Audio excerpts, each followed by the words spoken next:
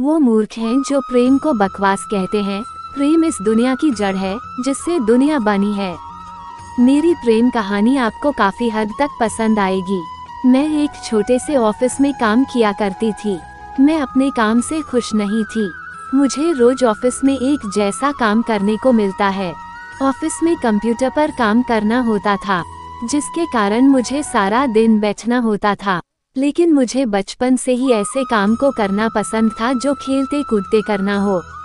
मैं इस ऑफिस में पिछले 1 साल से काम कर रही थी। अब मुझे काम करने का मन नहीं करता था, पर पैसों के लिए मुझे काम करना पड़ता था।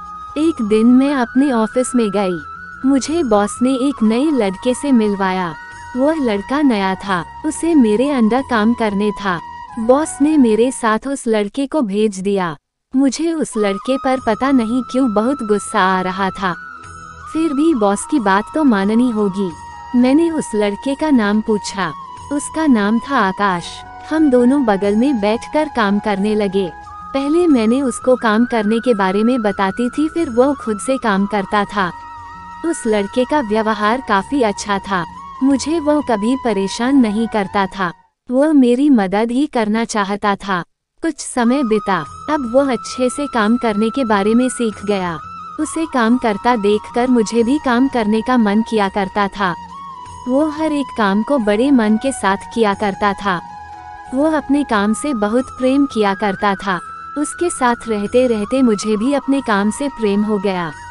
अब हम दोनों काफी खुलकर बातें किया करते थे। मुझे पता नहीं क्यों वह सबसे अच्छा और खास लगता था। एक दिन हमारे ऑफिस में सभी की जगह को बदला जा रहा था। आज तक हम दोनों एक ही जगह बैठा करते थे, एक ही साथ खाना खाया करते थे और एक ही साथ काम भी किया करते थे। आज हमारे जगह को बदल दिया गया। मैं ऑफिस इस कोने में थी तो वह ऑफिस के दूसरे कोने में था। मुझे आज पता चला कि मैं आकाश से प्रेम करती हूँ। मैंने बॉस से कहा, अगर आप चाहते हैं कि मैं इस ऑफिस में काम करूं तो मुझे और आकाश को एक ही जगह पर रखें, नहीं तो मैं इस जॉब को छोड़ दूंगी।